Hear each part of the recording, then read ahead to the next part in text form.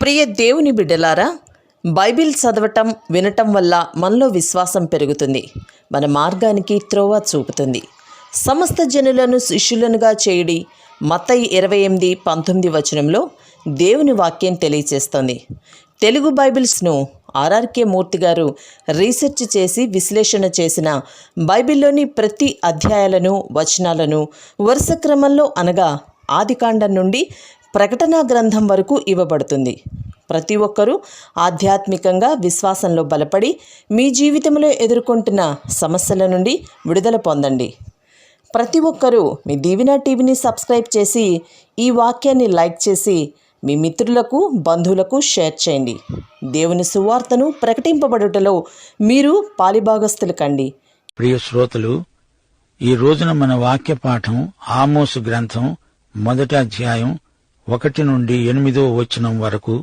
సావధానంగా వినండి.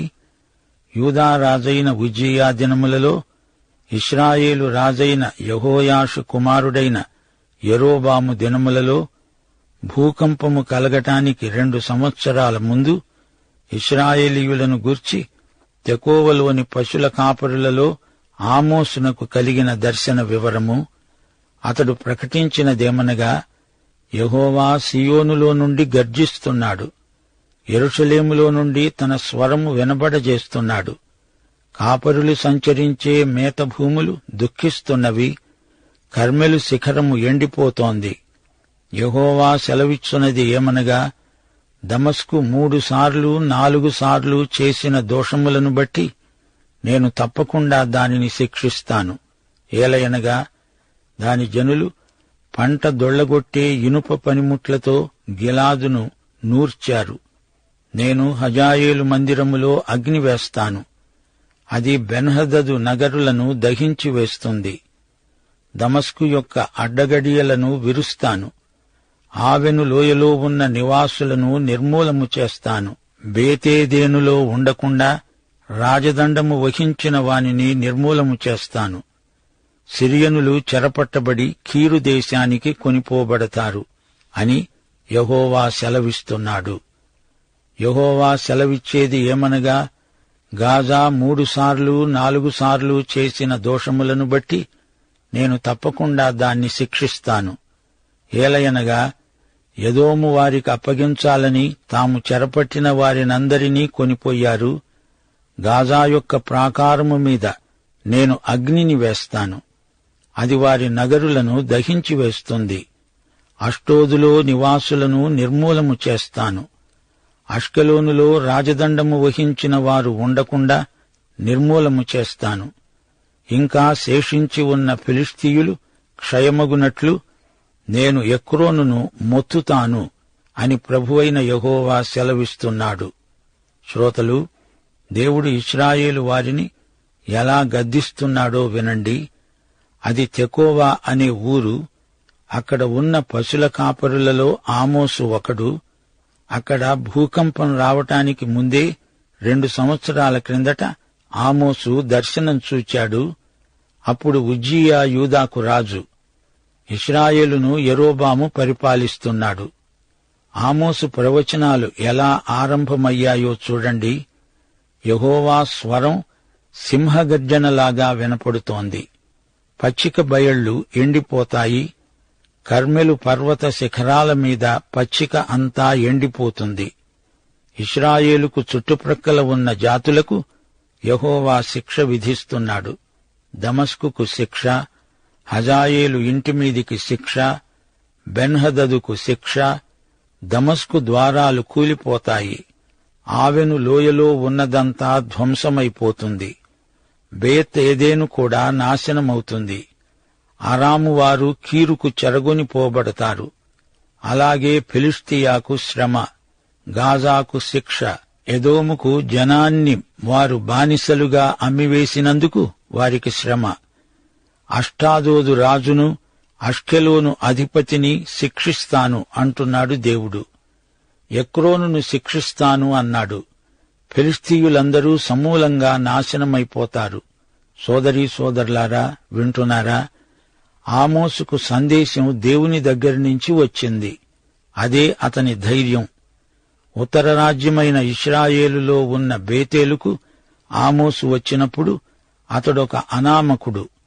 ఈ రోజున కూడా ఆమోసు గ్రంథం ఎక్కువ చదవరు. ఆమోసు గ్రంథం, హోషేయ గ్రంథం ఈ రెండూ కలిపి చదవాలి. ఇద్దరూ జీవించిన కాలంలో పరిస్థితులు ఒకే రీతిగా ఉన్నాయి. వీరిద్దరూ సమకాలికులు. వీరిద్దరూ ఒకరినొకరు ఎరుగుదరు. హోషేయ దేవుని ప్రేమను గురించి ఎక్కువ మాట్లాడాడు. దేవుడు ప్రేమ గలవాడే కాని శిక్షిస్తాడు. ఆమోసు దేవుని నీతి న్యాయములను గురించి మాట్లాడుతున్నాడు. దేవుడు నీతిమంతుడు గనుక ఆయన తీర్పు న్యాయమైనది. ఆమోసు విశ్వవ్యాప్తమైన దృష్టి గలవాడు. ఇశ్రాయేలు జాతికి కీడు తలపెట్టిన జాతులెన్నో ఉన్నాయి. అట్టి జాతులను ఉద్దేశించి దేవుడు మాట్లాడాడు. యెషయా, యిర్మీయా, యెహెజ్కేలు, దానియేలు ప్రవక్తలెందరో బలంగా దేవుని చిత్తాన్ని బోధించారు. ఈ ప్రవక్తలందరూ మొదట ఇశ్రాయేలు పైకి దేవుని తీర్పు రాబోతుంది అని ప్రకటించి ఆ తరువాత అన్యజాతులకు తీర్పు ప్రకటించారు. కాని ఆమోసు అలా కాదు. అన్యజాతుల తీర్పు మొదట పేర్కొని తరువాత ఇశ్రాయేలుకు రాబోయే తీర్పును ప్రకటిస్తున్నాడు. ఈ ప్రవచనాలు చాలా ఘాటుగా ఉంటాయి. ఆమోసు మొదట బేతేలులో ప్రవచించాడు. సిరియా, ఫిలిష్తియా, ఫెనీకే, అమ్మోను, మోయాబు ఈ జాతులన్నిటి మీదికి దేవుని తీర్పు రాబోతోందని ఆమోసు ప్రకటించాడు. ఆమోసు ప్రవచన ప్రబోధాలను వినటానికి జనములు గుంపులు గుంపులుగా వస్తున్నారు. ఇతర రాజ్యాలకు శిక్ష వస్తుందంటే శ్రద్ధగా విన్నారు కాని తమ మీదికే శిక్ష రాబోతోంది అంటే వినటం మానేశారు. ఎవరి పాపాలనో దేవుడు శిక్షించాడు అంటే వినటానికి ఎంతో కుతూహలం. గాని నీ సొంత పాపాలను ఖండిస్తే అది నీకు ఇష్టముండదు. ఇది మానవుల సహజ స్వభావం. ఆమోసు అధికారంతో బోధించాడు. అది దేవుడిచ్చిన అధికారం. ధారాళంగా, అనర్గళంగా ఆమోసు మాట్లాడుతున్నాడు. కొండసీమ నుండి వచ్చిన గ్రామీణ బోధకుడు గాని అతని భాష, అతని వాచకం ఎంతో గంభీరమైనవి. చెప్పదలుచుకున్నదేదో సూటిగా తేటగా చెబుతాడు ఆమోసు. అతడు గొప్ప బోధకుడు. రెండో యెరోబాము ఇశ్రాయేలు రాజ్యాన్ని పరిపాలించే రోజులవి. ఆ కాలంలో భూకంపం వచ్చింది. ఆ తరువాత 200 సంవత్సరాలకు జకర్యా ప్రవచిస్తూ ఈ భూకంపాన్ని పేర్కొన్నాడు. ఉజ్జియా కాలంలో ఈ భూకంపం వచ్చిందని చరిత్ర చెబుతోంది. ఈ భూకంపం మనకు కాల నిర్ణయానికి ఉపకరిస్తుంది.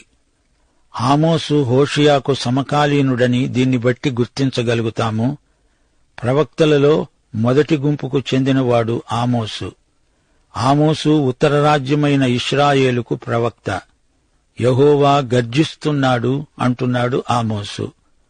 దేవుని గంభీర స్వరానికి ఉపమానంగా ఈ మాట అంటున్నాడు ఆమోసు. ఆయన కంఠం ఎంతో గంభీరమైనది. సింహగర్జన లాంటి కంఠస్వరం దేవునిది. యోవేలు కూడా ఇదే మాట అన్నాడు. యెహోవా మాట్లాడితే అది గర్జనలాగా వినపడుతుంది. సింహంలాగా దేవుని తీర్పు జాతులన్నిటిపైకి కుప్పించి దూకుతుంది. కాపరులు సంచరించే మేతభూములు దుఃఖిస్తున్నాయి.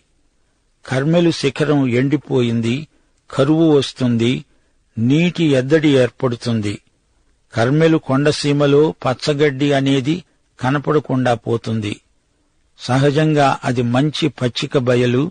అది పూర్తిగా మాడిపోతుందని ప్రవక్త పలుకుతున్నాడు.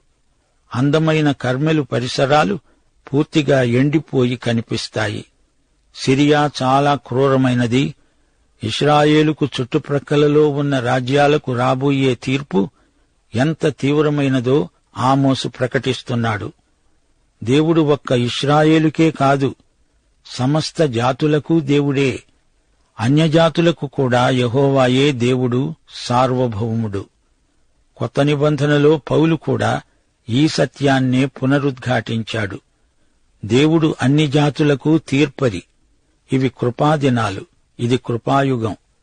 దేవుడు అన్ని జాతులలో నుండి రమ్మని అందరినీ పిలుస్తున్నాడు. నిజమే. కాని లోకములోని జాతులను ఉద్దేశించిన కార్యక్రమం దేవునికి ఉంది. ఈ విషయాన్ని మనం గ్రహించాలి. ఆమోసు గ్రంథంలో అన్యజాతులపై దేవుని తీర్పు ప్రకటించబడింది, ప్రవచించబడింది. మొదట సిరియాపై దేవుని తీర్పు వస్తుంది అనే ప్రవచనం. సిరియాకు ముఖ్య పట్టణం దమస్కు. దమస్కు 3 సార్లు 4 సార్లు చేసిన దోషములు అంటున్నాడు దేవుడు. వారి దోషములు ఏవేవో దేవుడు ఒక జాబితా రాసి ఇవ్వలేదు. అక్కడి ప్రజల పాపాలు అనేకం. అనగా 1 నుండి లెక్కించుకుంటూ పోవచ్చు. 1, 2, 3, 4 అంటూ చెప్పటం మొదలు పెడితే దానికి అంతూ పొంతూ ఉండదు. పంట దొళ్లగొట్టే ఇనుప పనిముట్లతో గిలాదును వారు నూర్చారు. వారు చేసిన అతిక్రమాలు ఇంకా ఇంకా ఎన్నెన్నో ఉన్నాయి. ఇనుప పనిముట్లతో అక్కడి ప్రజలను వీరు చీల్చి చెండాడారు. 2 రాజులు 10వ అధ్యాయం 32, 33 వచనాలలో చెప్పబడినట్లు ఆ దినములలో యెహోవా ఇశ్రాయేలు వారిని తగ్గించనారంభించాడు. హజాయేలు ఇశ్రాయేలు సరిహద్దులలో ఉన్న యొర్దాను తూర్పు దిక్కున గాదీయులకు రూబేనీయులకు చేరిక అయిన గిలాదు దేశమంతటిలోనూ అర్నోను నది దగ్గర ఉన్న అరోయేరు మొదలుకొని మనష్షీయుల దేశములోనూ అనగా గిలాదులో బాషానులో వారిని ఓడించాడు. సిరియా వీరి మీదికి వచ్చిపడి ఈ జాతులన్నిటినీ సమూల నాశనం చేసి విడిచింది. ఆమోసు ఇక్కడ ప్రత్యేకంగా గిలాదును పేర్కొంటున్నాడు. ఎందుకని? గిలాదు యొర్దాను నదికి తూర్పు తీరాన ఉంది. గలిలీ సముద్రం వరకు గిలాదు ప్రాంతం విస్తరించి ఉంది. రూబేను, గాదు, మనష్షే అర్ధగోత్రం మనుషులు అక్కడ నివాసమున్నారు. యొర్దానుకు అవతలి వైపు వీరు ఉండిపోయారు. సిరియా ఉత్తరాన ఉంది. ఇప్పుడు సిరియా వచ్చి పడింది. సిరియాకు ఇశ్రాయేలుకు విరోధం ఈనాటిది కాదు, తరతరాల ఆగర్భ శత్రుత్వం. గిలాదు ప్రాంతమే గోలాన్ హైట్స్ అని వ్యవహరించబడుతోంది. ఆమోసు కాలంలో సిరియా వారు ఇశ్రాయేలును క్రూరంగా నిర్దాక్షిణ్యంగా ఎంతో హింసించారు. అందుకే దేవుడు ఆమోసు ద్వారా ఈ ప్రవచనం పలికించాడు. సిరియాను దేవుడు శిక్షించక విడువడు. హజాయేలు మందిరంలో అగ్ని వేస్తాను, అది బెన్హదదు యొక్క నగరులను దహించి వేస్తుంది.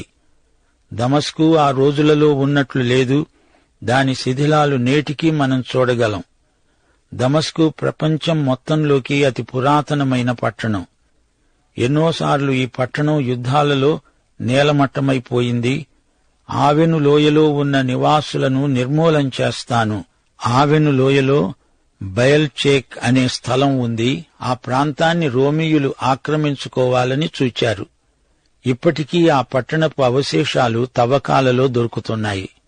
సిరియనులు చెరపట్టబడి కీరు దేశానికి కొనిపోబడతారు. అనగా అష్షూరు వారి చేత చెరగొనిపోబడతారు. అష్షూరు సామ్రాజ్యంలో కీరు ఒక రాష్ట్రం. ఈ ప్రాంతాల భూగోళం, నైసర్గిక లక్షణాలు పరిశీలించదగినవి. బైబిలు సత్యాలకు చరిత్ర, భూగోళం సాక్ష్యమిస్తాయి. బైబిలు గాథలు ఊహామాత్రమైనవి కావు, అవి ఎంతో వాస్తవమైనవి. ఈ విషయాన్ని మనమెన్నడూ మర్చిపోకూడదు. అందుచేత బైబిలు పరలోకాన్ని గురించి చెప్పినా అది వాస్తవమే. ఇప్పుడు ఫిలిష్తియా మీదికి దేవుని శిక్ష రాబోతున్నది. ఆమోసు ప్రవచిస్తున్నాడు. గాజా 3 సార్లు 4 సార్లు చేసిన దోషములు అంటే అనేకములు అని అర్థం. వారి ఉగ్రత పాత్ర పూర్తిగా నిండింది. గాజా ఫిలిష్తియలో ఉంది. ఇక్కడ గాజా అంటే ఫిలిష్తియా అని అర్థం చేసుకోవాలి. ఫిలిష్తీయులు ఇశ్రాయేలీయులను పట్టుకువెళ్లి బానిసలుగా చేశారు. ఎదోముకు వీరిని బానిసలుగా అమ్మేశారు. ఫెనీకే ప్రాంతాలకు కూడా వీరిని అమ్మేవారు. ఫెనీకేయులు బానిస వ్యాపారం చేస్తారు. యుద్ధ ఖైదీలుగా వచ్చిన వారిని కూడా బానిసలుగా అమ్మివేయడం వీరి వృత్తి. మధ్యధరా ప్రాంతాలకు ఈ బానిసలను రవాణా చేస్తారు. వీరు చేసిన ఈ బానిస వ్యాపారానికి దేవుడు వారిని శిక్షిస్తాను అంటున్నాడు. గాజా పేరు నేటి వరకు వార్తలలో వినిపిస్తూనే ఉంది. అష్డోదు, అష్కెలోను అనే ప్రాంతాలు ఈ రోజున ఇశ్రాయేలు వశంలోనే ఉన్నాయి. అష్డోదులో పెద్ద కర్మాగారం ఉంది. అది గొప్ప నావికా కేంద్రమైంది. అష్డోదుకు దక్షిణంగా అష్కెలోను ఉంది. అక్కడే పూర్వం దాగోను దేవతా మందిరం ఉండేది. సంసోను తన బాహుబలంతో కుప్పకూల్చిన దాగోను దేవతా స్థానం అదే. ఈ స్థలాలన్నిటి మీదికి దేవుని శిక్ష రాబోతోంది అని ఆమోసు ప్రవచించాడు. దేవుడన్నాడు, గాజా యొక్క ప్రాకారము మీద నేను అగ్ని వేస్తాను, అది వారి నగరులను దహించి వేస్తుంది. హిజ్కియా రాజ్యమేలుతున్నప్పుడు 2 రాజులు 18వ అధ్యాయం 8వ వచనంలో చెప్పబడినట్లు గాజా పట్టణం వరకు, దాని సరిహద్దుల వరకు కాపరుల గుడిసెలందేమి, ప్రాకారములు గల పట్టణములందేమి, అంతటా అతడు ఫిలిష్తీయులను ఓడించాడు. హిజ్కియా ఆ ప్రాంతాన్ని జయించాడు. ఆమోసు ప్రవచనం అక్షరాలా నెరవేరింది. దేవుడు ప్రవచనాలను వృధా కానీయడు. యేసుక్రీస్తునందు దేవుని వాగ్దానములన్నీ ఆమేన్ అన్నట్లుగానే ఉన్నాయి. దేవునికి స్తోత్రం. పాఠం సమాప్తం. ప్రభు అయిన యేసుక్రీస్తు వారి కృప, తండ్రి అయిన దేవుని ప్రేమ, పరిశుద్ధాత్మ యొక్క అన్యోన్య సహవాసము, సమాధానము మనకందరికీ సదాకాలము తోడై ఉండునుగాక. ఆమేన్.